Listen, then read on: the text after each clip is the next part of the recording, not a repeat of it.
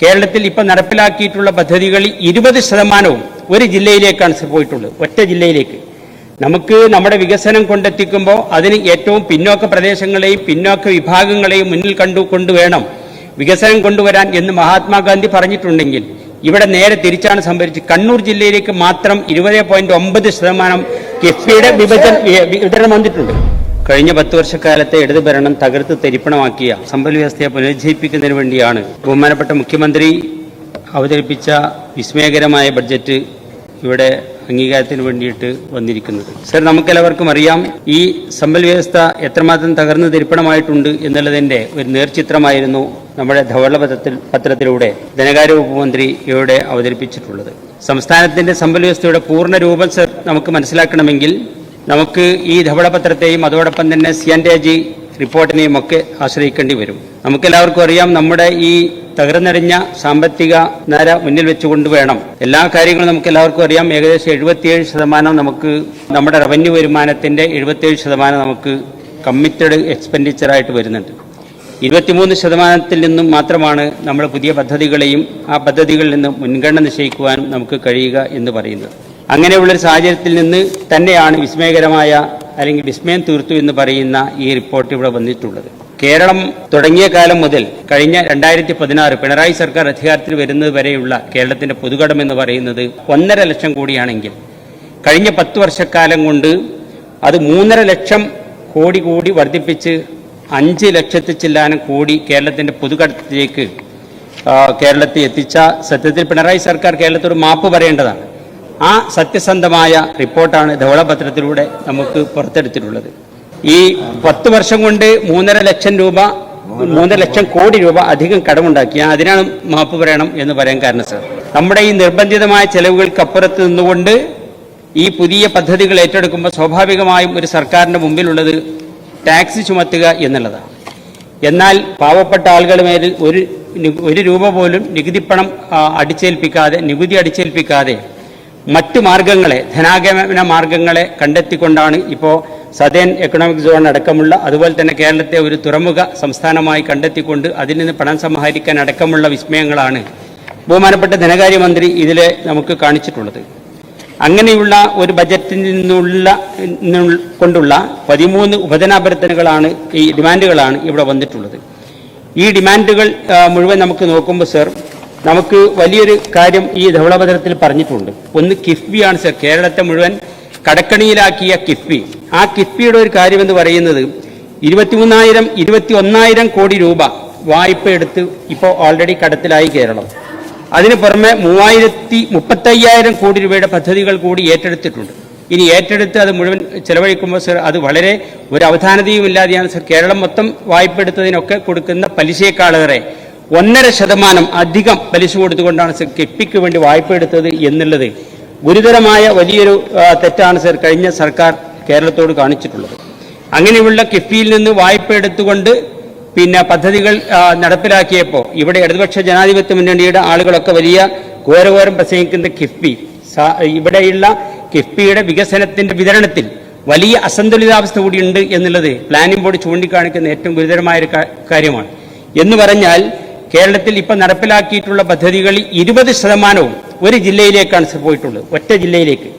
നമുക്ക് നമ്മുടെ വികസനം കൊണ്ടെത്തിക്കുമ്പോൾ അതിന് ഏറ്റവും പിന്നോക്ക പ്രദേശങ്ങളെയും പിന്നോക്ക വിഭാഗങ്ങളെയും മുന്നിൽ കൊണ്ടുവേണം വികസനം കൊണ്ടുവരാൻ എന്ന് മഹാത്മാഗാന്ധി പറഞ്ഞിട്ടുണ്ടെങ്കിൽ ഇവിടെ നേരെ തിരിച്ചാണ് സംഭവിച്ചത്. കണ്ണൂർ ജില്ലയിലേക്ക് മാത്രം 20.9% കിഫ്ബിയുടെ വിതരണം വന്നിട്ടുണ്ട്. 3 ജില്ലകളിലേക്ക് മാത്രം സർ കിഫ്ബിയുടെ പദ്ധതികൾ വന്നത് 49.7%. പകുതിയോളം കേരളത്തിൽ 3 ജില്ലകളിൽ മാത്രമാണ്. ഇത് അസന്തുലിതമായ മറ്റു ജില്ലകളിൽ ഞാനിപ്പോൾ പറയുന്നില്ല, മലപ്പുറം ജില്ല ഏതായാലും ഇല്ല, എന്തായാലും മറ്റു ജില്ലകൾക്ക് ഒരു ബുദ്ധിമുട്ടുണ്ടാക്കണ്ടല്ലോ. 20% കണ്ണൂർ ജില്ലയിലേക്ക് മാത്രം. അതുകൊണ്ട് കിഫ്ബി നിർത്തുന്നതിന് മുമ്പ് അല്ലെങ്കിൽ മോഡിഫിക്കേഷൻ വരുമെന്നാണ് ഇവിടെ പറഞ്ഞു കേട്ടിട്ടുള്ളത്. എന്തായാലും UDF ഗവൺമെന്റ് അതിന്റെ നയമെടുക്കുമ്പോൾ തീർച്ചയായിട്ടും കിട്ടേണ്ട ഇതുവരെ വികസനമെത്താത്ത, കിഫ്ബി മുഖേന വികസനമെത്താത്ത എല്ലാ മണ്ഡലങ്ങളിലും, പ്രത്യേകിച്ച് കഴിഞ്ഞ 10 വർഷക്കാലം UDFന്റെ MLAമാർ പ്രതിനിധാനം ചെയ്യുന്ന മണ്ഡലങ്ങളിലേക്കൊന്നും കിഫ്ബിയുടെ ഈ വികസന പ്രവർത്തനങ്ങൾ എത്തിയിട്ടില്ല. അപ്പം അതുകൊണ്ട് അതെത്തിക്കാനുള്ള മാർഗം കൂടി സർ ഇതിൽ തീർച്ചയായിട്ടും ഈ വികസനത്തിന്റെ വിതരണത്തിൽ ഈ സന്തുലിത പാലിക്കുന്നതിന് വേണ്ടി നടപടി സ്വീകരിക്കണം. സർ, അതിൽ മറ്റൊരു പ്രധാനപ്പെട്ട കാര്യം എന്ന് പറയുന്നത് ഈ പിന്നോക്കാവസ്ഥകൾ ഞാൻ നേരത്തെ പറഞ്ഞല്ലോ, വിതരണത്തിൽ നീതി കാണിച്ചില്ല എന്ന് മാത്രമല്ല, പിന്നോക്ക പ്രദേശങ്ങളെയും പിന്നോക്ക വിഭാഗങ്ങളെയും തീരെ പരിഗണിക്കാതെയാണ് സർ മുന്നോട്ട് പോയിട്ടുള്ളത്. അപ്പൊ അതുകൊണ്ട് സർ ഇതിൽ അടിയന്തരമായിട്ടുള്ള ഒരു ഇടപെടൽ വേണം. കിഫ്ബി അപ്പാട് നിർത്തുന്നതിന് മുമ്പ് ഈ പിന്നോക്കം തള്ളപ്പെട്ടുപോയ പ്രദേശങ്ങളെ കൂടുതൽ പരിഗണിക്കണം എന്ന് സർ ഞാൻ ഇവിടെ സൂചിപ്പിക്കുകയാണ്. ഇവിടെ സർ എല്ലാവർക്കും ഗവൺമെന്റിന്റെ സേവനം എത്തിക്കുന്നുണ്ട്. ഈ ഗവൺമെന്റിന്റെ സേവനം എല്ലാവർക്കും കൊടുക്കുമ്പോൾ അതിനുവേണ്ടിയുള്ള ബാധ്യത ഒരുപോലെ എല്ലാവരും അടിച്ചേൽപ്പിക്കാൻ കൂടി പാടില്ലാത്തൊരു കാര്യമാണ്.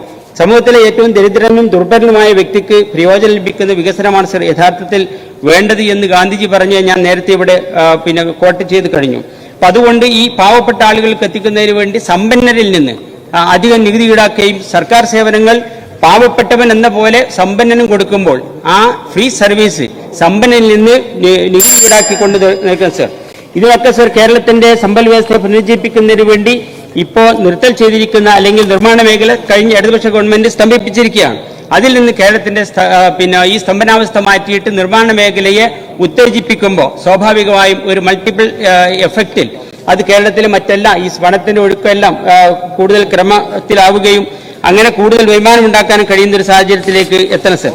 ഞാൻ മറ്റൊരു കാര്യം കൂടി ഇവിടെ സൂചിപ്പിക്കാൻ സർ, നമ്മുടെ നോൺ ടാക്സ് ഇനത്തിൽ ഒരു തീർച്ചയായിട്ടും ഒരു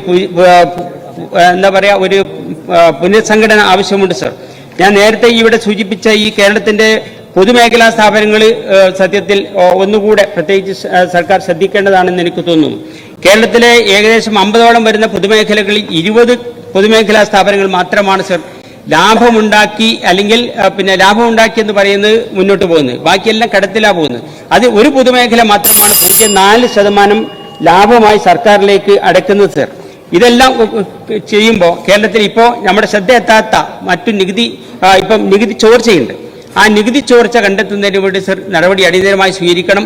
ഒരു ഉദാഹരണം പറയുകയാണെങ്കിൽ കേരളത്തിൽ ഇപ്പോൾ നമ്മുടെ കണക്കിൽ വരുന്നത് കേരളത്തിന്റെ ഈ ജിയോളജി ഡിപ്പാർട്ട്മെന്റ് കണ്ടെത്തിയിരിക്കുന്നത് 116 കോറികൾക്കാണ് സർ കേരളത്തിൽ ഔദ്യോഗികമായി അംഗീകാരമുള്ളത്. എന്നാൽ 800ഓളം കോറികൾ അനധികൃതമായി കേരളത്തിൽ പ്രവർത്തിക്കുന്നുണ്ട് എന്നാണ് പറയപ്പെടുന്നത്. അപ്പൊ അതുകൊണ്ട് 800ഓളം കോറികൾ പ്രവർത്തിക്കുന്നു, അവർ ലാഭം കൊയ്യുന്നു, അവർ പരിസ്ഥിതിക്ക് ആഘാതം ഉണ്ടാക്കുന്നുണ്ട്. പക്ഷെ അവരെ റെഗുലറൈസ് ചെയ്തുകൊണ്ട് അവർക്ക് അംഗീകാരം കൊടുത്തുകൊണ്ട് അതിന്റെ കൂടി വരുമാനം കേരളത്തിന് കിട്ടുന്ന വിധത്തിലേക്ക് ഈ കോറി മേഖലയെ ഒന്ന് കാണണമെന്നാണ് എനിക്ക്. അതുപോലെ മണൽ വാരുന്നത്, മണൽ വാരാൻ പാടില്ല, പക്ഷെ അനധികൃതമായി മണൽ വാരം നടക്കുന്നു. അത് ക്രമത്തിലാക്കുകയും അതിൽ നിന്നുള്ള വരുമാനം കേരളത്തിന് കണ്ടെത്താൻ കഴിയും. ഇന്ത്യയിൽ ഏറ്റവും അധികം സ്വർണത്തിന്റെ ഉപയോഗം നടക്കുന്നത് കേരളത്തിലാണ്. പക്ഷെ അത്രയും വരുമാനം ഈ സ്വർണത്തിന്റെ കാര്യത്തിൽ കേരളത്തിൽ കിട്ടുന്നില്ല എന്നുള്ളത് മറ്റൊരു വസ്തുതയാണ്.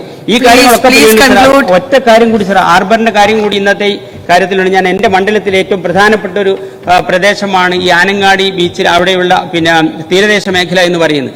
അവിടെ ഈ മിനി ഹാർബർ വേണം എന്നുള്ളത് വളരെ നേരത്തെ ഔക്കാദർ കുട്ടിനാ സാഹിബ് അടക്കമുള്ള സമയത്തുള്ള ഒരു ഡിമാൻഡാണ്. അപ്പോൾ ഈ ആനങ്ങാടി ബീച്ചിൽ ആ ഭാഗത്ത് ഒരു തീരദേശത്ത് മത്സ്യത്തൊഴിലാളികൾ ധാരാളമുള്ള പ്രദേശമാണ്. അവിടെ അടിയന്തരമായി സർ ഒരു മിനി ഹാർബർ തന്നെയെങ്കിലും ഉണ്ടാക്കാൻ ആവശ്യമായിട്ടുള്ള നടപടി കൂടി സ്വീകരിക്കണമെന്ന് എന്റെ മണ്ഡലത്തിന്റെ ഒരു ആവശ്യമായി ഞാൻ ഇവിടെ അവതരിപ്പിച്ചുകൊണ്ട് ഞാൻ ഈ ഡിമാൻഡിനെ പിന്തുണക്കുന്നു. എന്റെ വാക്കുകൾ ഉപസംഹരിക്കും.